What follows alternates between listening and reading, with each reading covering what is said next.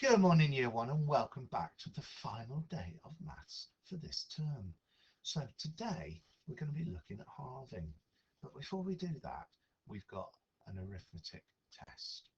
Now, unlike usual, I'm going to talk you through a couple of them just to recommend the equipment that you might want to use. I'm not going to say the answers, but I'm going to tell you what kind of equipment you might want to use.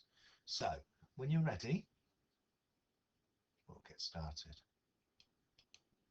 Okay, so it's this line here that you need to think about.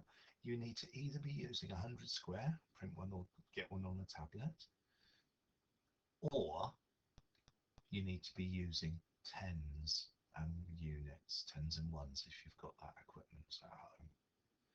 And the same applies with these ones where you're going to want to be using 10 bars or a number square in order to count back to the answers. Okay? So, when you're ready, start the video again and I'll display the answers. Okay, welcome back, Year 1. Here we go. So, 3 plus 6 is 9. 11 minus something equals 9, so the something is 2.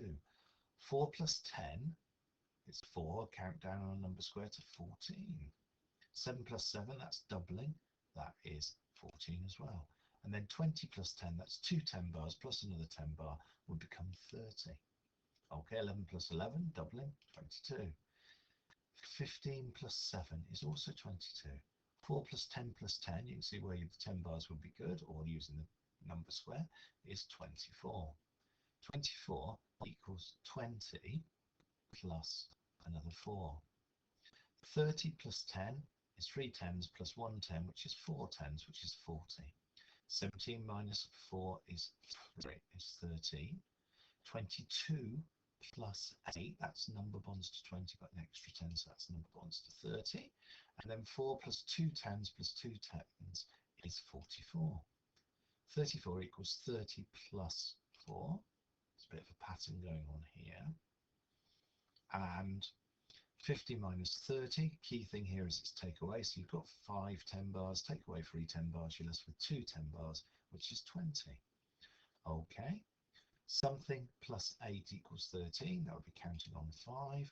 30 equals 14 plus something, which again is number bonds to 20 with an extra 10, so that's 16.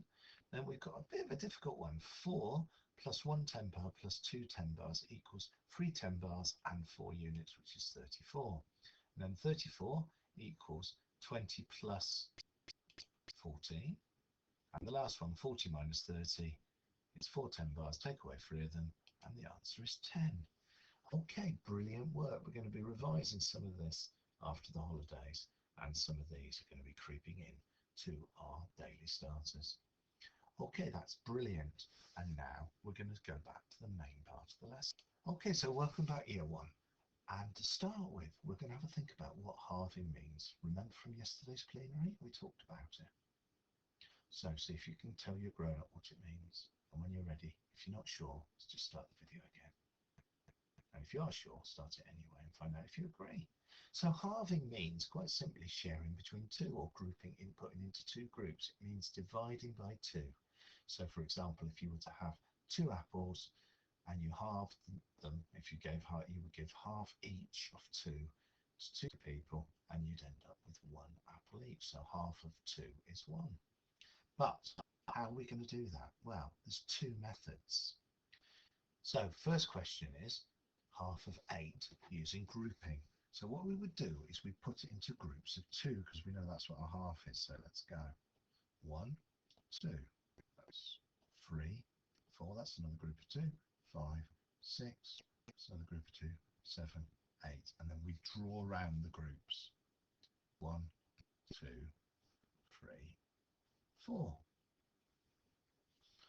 And so the answer is 4. But we could also do this using sharing.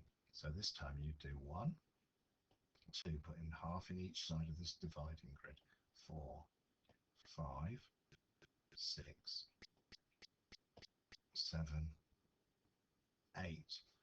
And you can see that the answer here is again 4. So both methods work. Have a go at this second. So what's half of 6? Have a little think. Use grouping. You can do dots or something on a piece of paper and group around them. When you're ready, start the video again. So half of 6, let's put out 2, 3, 4, 5, 6, and then put it into groups of 2. You know, I'm deliberately putting the counters out in groups of 2. So there are 3 groups, so the answer is 3 that way. And then this method, 1, 2, 3, 4, 5, 6, and there's 3 in each side. It's really up to you which one of these 2 methods you prefer. But today, you're going to start off by having a go at both types of methods in the first 2 questions. So this is grouping, this is sharing, and then you can decide which one you'd like to use. In class, the children will have access to a dividing grid, a sharing grid, a halving grid. So you may want to draw one of those. And they'll be drawing the answers here and here and here, drawing them here, and then using equipment here. So, as usual, there's 2 levels. This is the slightly easier task where everything's drawn. This is the slightly more challenging with bigger numbers and counters used to solve the bottom half. Okay, so when you're ready, start the video again, because we've got a plenary where we're going to start looking at the abstract, start looking at numbers and see if we can remember what half of those are. Okay, so welcome back, year 1. To finish with, we're going to work out what half of each of these numbers are. Now, you might want to use equipment to do this, but you might have started to get a good idea.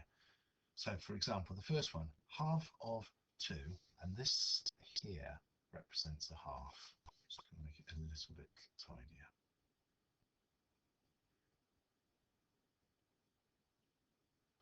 That is the sign for a half. So a half of 2 can divide 2 into 2 sections, and in each section the answer would be 1. So have a go at the others, and when you're ready, start the video again and we'll just go through the answers. Okay, so welcome back. So a half of 6, we'd be putting them into 2 sections or grouping them in 2s, and that would be 3. Half of 10 is 5, because 5 plus 5 makes 10. And half of 12 is 6, again, because 6 plus 6 makes 10, because halving and doubling are linked. So if we were to look at this side, we'd be saying, what's double 3? And 3 plus 3 becomes 6. Okay, so that's just something to think about for the future. And that is the end of today's maths lesson. You've done brilliantly. Have a great Easter, and we'll be ready again next term with some more work.